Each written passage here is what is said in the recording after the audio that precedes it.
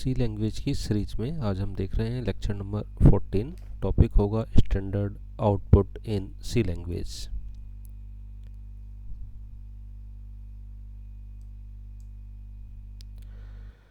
Lecture number 14 standard input output in C language. इससे previous lecture में यानी lecture number 13 में मैंने आपको बताया था फॉर्मेटेड कंसोल इनपुट फंक्शन, और साथ में डिस्कस किया था हमने अनफॉर्मेटेड इनपुट फंक्शन। बच्चों, ये सिलेबस चल रहा है doctor Bhimrao Ambedkar university BCA first semester में और doctor APJ Abdul Kalam technical university Lucknow BTech first semester में। अब इस सीरीज़ को देखने के लिए आपको टाइप करना होगा गूगल पर @eBharat20 channel.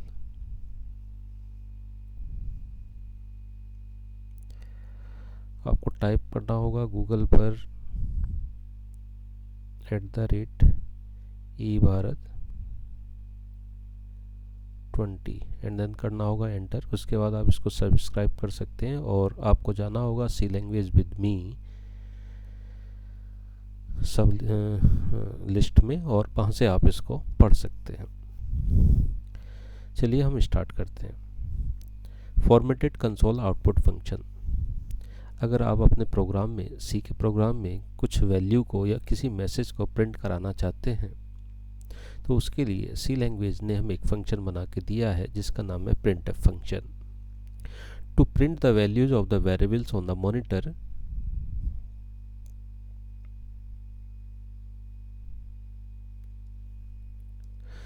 monitor, C language provide a function which is called printf. The printf is included in stdio.h। मतलब ये जो फंक्शन है हमारा, ये फंक्शन जो है वो standard input output header file में एग्जिस्ट करता है। printf function is used to print string or data values or a combination of string and data values on the output screen. The printf function is built-in function defined in the header file which is called stdio.h। Okay, printf function को हम दो तरीके से use कर सकते हैं। Number 1, जब हमें किसी मैसेज को प्रिंट कराना हो तब हम printf फंक्शन को यूज कर सकते हैं। नंबर 2, जब हमें मैसेज के साथ किसी वेरिएबल की वैल्यू को प्रिंट कराना हो तो भी हम printf फंक्शन को यूज कर सकते हैं। printf फंक्शन जो है वो फॉर्मेटेड आउटपुट फंक्शन है।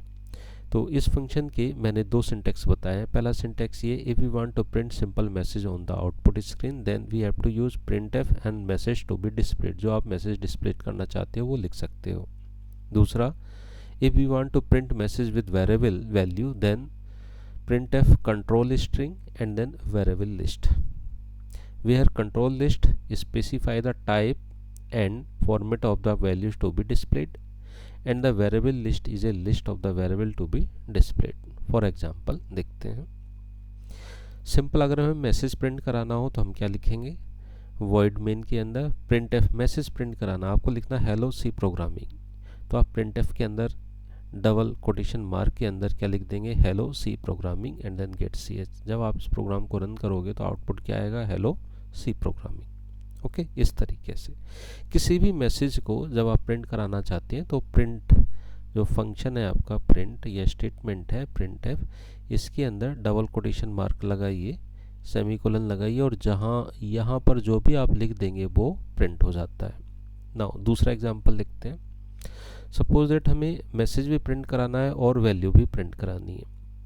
तो देखिए यहाँ पर एक प्रोग्राम लिखा गया है। ये प्रोग्राम है दो नंबरों के सम का। दो नंबर हमने यहाँ पर लिए, नंबर 1 एंड नंबर 2, और इन दोनों का किया है हमने सम। तो यहाँ पर दो वेरिएबल डिक्लेयर किए गए, नंबर 1 नंबर 2, और एक वेरिएबल डिक्लेयर किया है सम नाम से। क्लियर स्क्रीन को यूज किया गया है।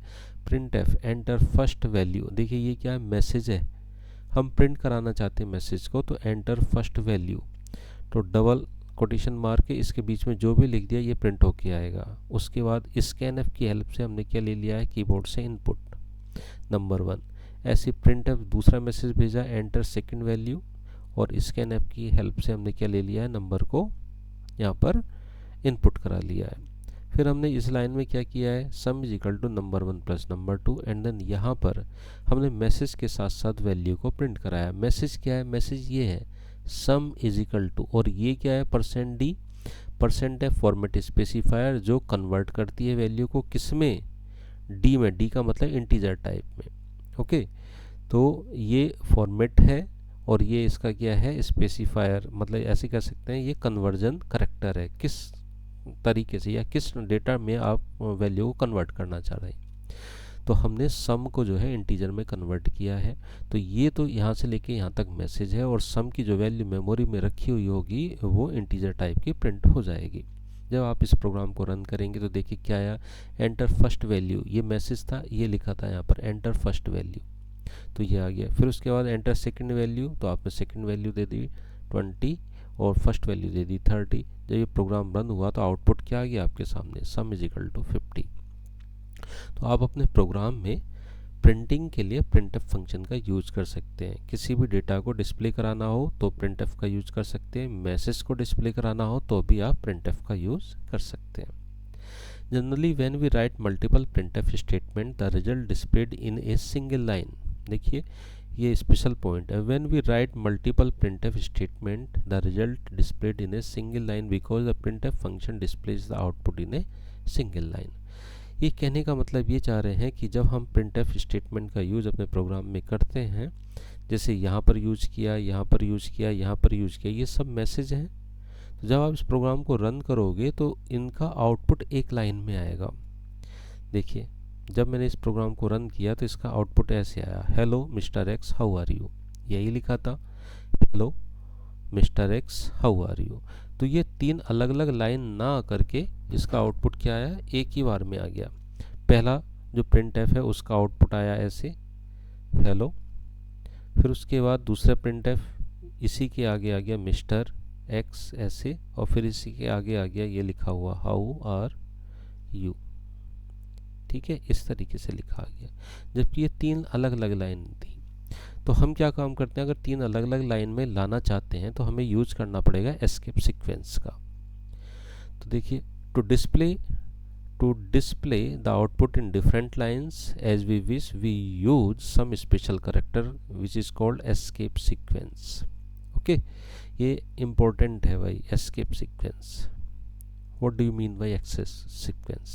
तो escape sequences are special character with special functionality used in printf function to format the output according to the user requirement। ठीक है, इनका कुछ स्पेशल फंक्शनलिटी होता है और ये printf फंक्शन के साथ क्या कर लिए जाते हैं, यूज़ कर लिए जाते हैं। देखिए कौन कौन से एस्केप सीक्वेंस है हमारे पास। पहला एस्केप सीक्वेंस है ये बैकस्लैश n।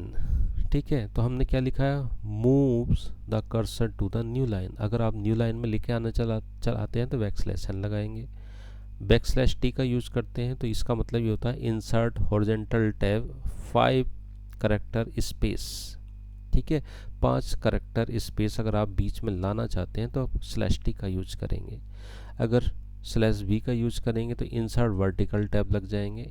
अगर ए का यूज करेंगे तो ये बीप साउंड प्रोड्यूस करेगा आपका मॉनिटर।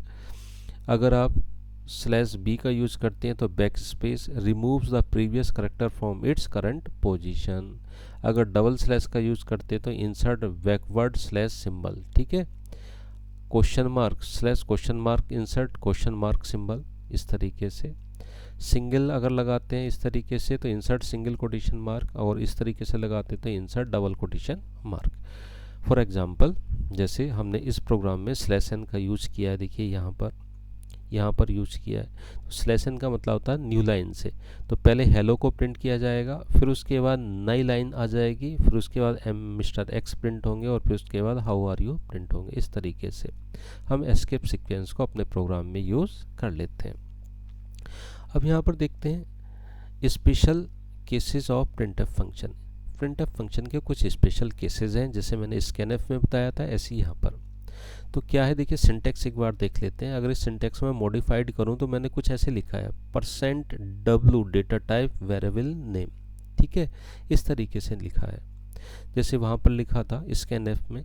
तो मैं यहाँ पर printf में मैंने कुछ इस तरीके से लिख दिया %wd। ठीक है, इस तरीके से, और यहाँ पर सपोज दैट कोई वेरिएबल। तो इस लाइन का मतलब क्या हुआ, w का मतलब ये है यहाँ पर विड्थ फील्ड से है। विड्थ फील्ड का मतलब टोटल नंबर ऑफ फील्ड कितनी बनेगी, ठीक है, उसकी विड्थ कितनी होगी। और डेटा टाइप का मतलब आप जानते ही हैं किस डेटा को प्रिंट कराना चाहते हैं, इंटीजर को, करेक्टर को या फ्लोट को। और परसेंटेज का मतलब होता है कन्वर्जन करना, डेटा का कन्वर्जन करना। और वेरिएबल नेम का मतलब है किस वेरिएबल की वैल्यू को आप प्रिंट कराना चाह रहे हैं। फॉर एग्जाम्पल से समझते हैं। वॉइड मेन इंटीजर नंबर, और नंबर की वैल्यू ये दे दी गई 6786। Clear screen. मैंने प्रिंट कराया क्या, देखिए number is equal to %4d। आप इससे इसका आइडिया लगाइए, %4d ये लिखा है तो इसका मतलब ये है 4 का मतलब टोटल नंबर ऑफ फील्ड कितनी होंगी, 4 होंगी। और d का मतलब ये है कि इंटीजर में डेटा प्रिंट होना है। और परसेंट सिंबल ये कहता है कि आप डेटा को इंटीजर में कन्वर्ट कर दीजिए। ओके, तो टोटल नंबर ऑफ फील्ड देखिए कितनी बनी, 1 फील्ड, 2 फील्ड, 3 फील्ड, 4 फील्ड। और डेटा हमारे पास कितना है 6786, ये भी 4 फील्ड का है। तो ये कुछ इस तरीके से यहाँ पर फीड हो जाएगा। ओके, नाउ दूसरा एग्जांपल देखते हैं। देखिए यहाँ पर इंटीजर नंबर है, नंबर कितना है 67। Clear screen. प्रिंट एफ, यहाँ पर क्या लिखा गया 4d और नंबर, 4d नंबर यानी टोटल विड्थ तो 4 ही बनेंगी। और 4 में नंबर कितना सेट करना है 67, तो ये 6 यहाँ पर आ जाएगा और 7 यहाँ पर आ जाएगा। मतलब इसको हम बोलते हैं राइट जस्टिफिकेशन। ओके, इस तरीके से। अगर आप लेफ़्ट जस्टिफिकेशन करना चाहते हैं तो क्या करेंगे, लेफ़्ट जस्टिफिकेशन में आप क्या लिख देंगे, यहाँ पर क्या लिख देंगे, इस जगह पर लेफ़्ट जस्टिफिकेशन में क्या लिख देंगे %-4d। तो ये क्या हो जाएगा, आपका लेफ़्ट जस्टिफिकेशन हो जाएगा। देखिए जैसे यहाँ पर लिखा हुआ है ये प्रिंट एफ नंबर %-4d, तो ये 6 यहाँ, 7 यहाँ, और ये सब ब्लैंक स्पेसेस आ जाएंगे। ओके, इस तरीके से। नाउ सपोज दैट नंबर हमारा 67 लिखा हुआ है और मैंने इस तरीके से लिख दिया प्रिंट है %-04d। तो इसका मतलब ये होता है टोटल नंबर ऑफ फील्ड तो 4 ही होंगी, ये 1, ये 2, ये 3, ये 4।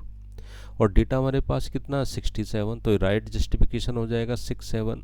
लेकिन इसके आगे क्या लगा हुआ है 0, तो इसका मतलब ये होता है जो नल फील्ड रह गई हैं उसमें हम क्या फील्ड कर दें, 0 फीड कर दें। तो यहाँ पर 0 फिल हो जाएगा।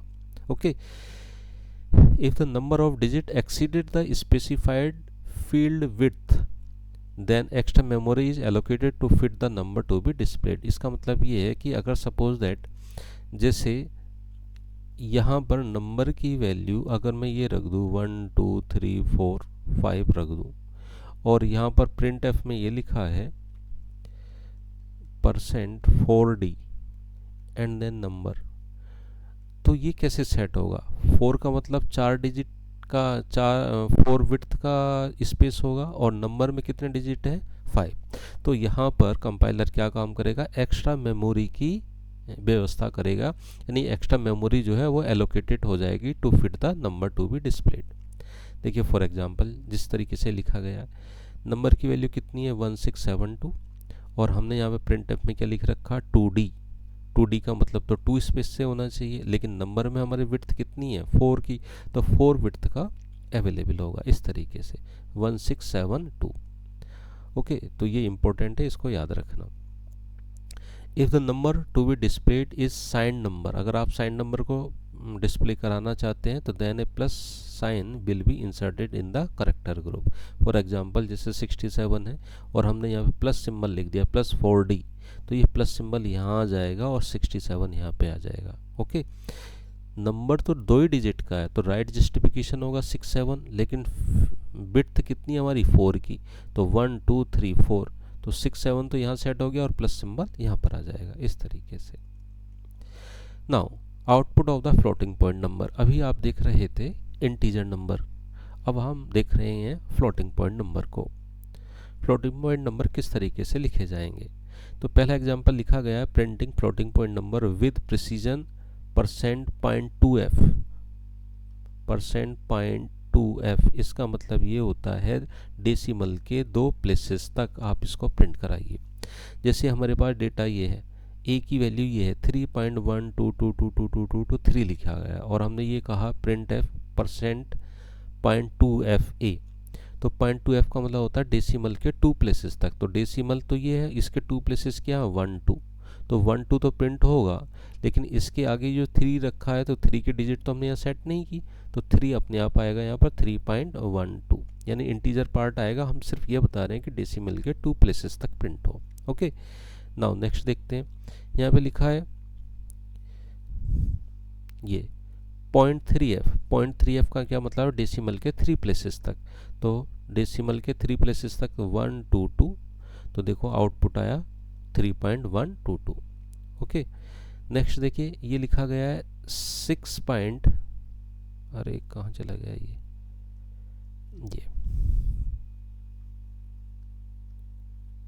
आधी में कैसा हो गया यार, ये तो पूरा जाना चाहिए था। चलिए कोई नहीं, देखते हैं इसको भी।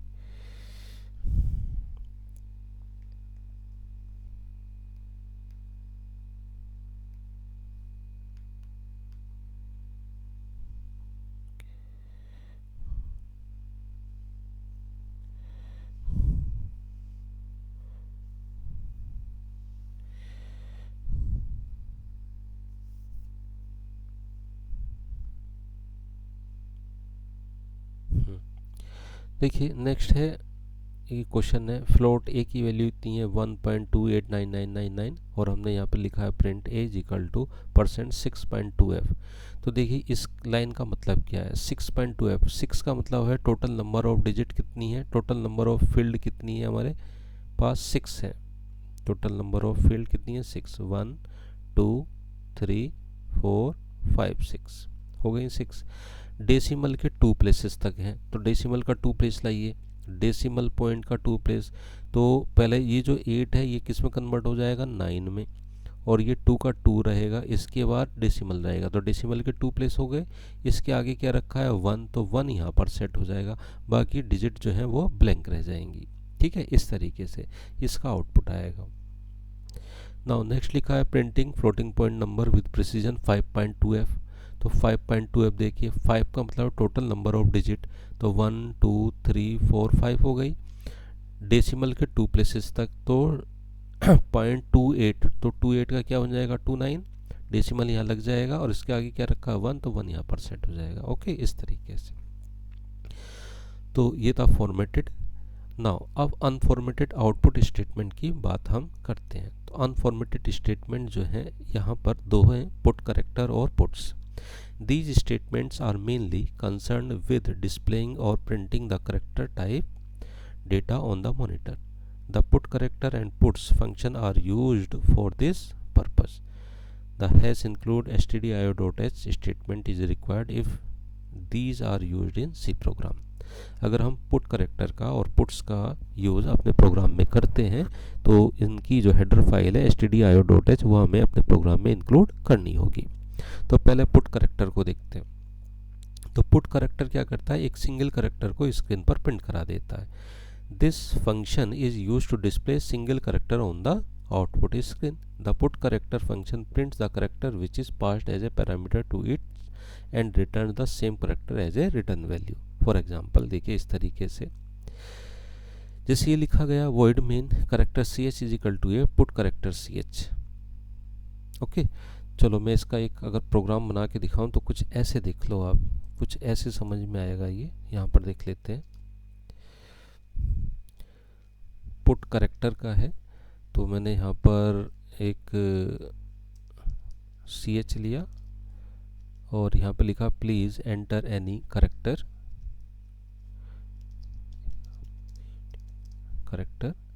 नाउ। इस करेक्टर को लेने के लिए मैंने यहाँ पर देखिए get C H is equal to GET get CHAR get character, मैंने आपको बताया था स्कैनएप में यूज कर सकते हैं। मैंने लिखा your character is, your character is, ठीक है। अब मुझे किसकी हेल्प से कराना है, ये पुट करेक्टर की हेल्प से। तो PUT पुट CHAR पुट कैर, और पुट कैर के अंदर वो वेरिएबल जिसने उस करेक्टर को होल्ड किया, तो किसने होल्ड किया CH ने। जब आप इस प्रोग्राम को रन करेंगे तो आउटपुट देख पाएंगे। देखिए क्या कह रहा है, प्लीज़ एंटर एनी करेक्टर, मैंने लिखा यहाँ से D एंड देन किया एंटर, तो देखिए your character is D। Okay, इस तरीके से प्रोग्राम आपको समझ में आ गया होगा। चलिए नेक्स्ट बात करते हैं। नेक्स्ट है मेथड पुट्स। तो the puts function is use to display string on the output screen, यानी कि ये पूरी की पूरी स्ट्रिंग को आउटपुट स्क्रीन पर डिस्प्ले कर देता है। कैसे? प्रोग्राम देखिए, यहाँ पर लिखा गया है character name 30 clear screen, print F please enter any name. तो आपने नेम एंटर करा लिया और गेट्स के माध्यम से उसको इनपुट ले लिया। Now print F your name is, print आप कर रहे हैं तो पुट्स लिखेंगे और जिसमें वो नेम स्टोर हुआ था तो पुट्स के अंदर उसको यहाँ पर रख देंगे, तो आपका नेम जो है वो प्रिंट हो जाएगा। जब आप इस प्रोग्राम को रन करेंगे तो आउटपुट ये आएगा, प्लीज़ एंटर एनी नेम, आपने रखा हरि मोहन, तो आपका आउटपुट क्या आ गया, your name is Hari Mohan. ये हरि मोहन कौन प्रोवाइड करा रहा है, ये वाला पुट्स, ये वाला प्रिंट करा रहा है।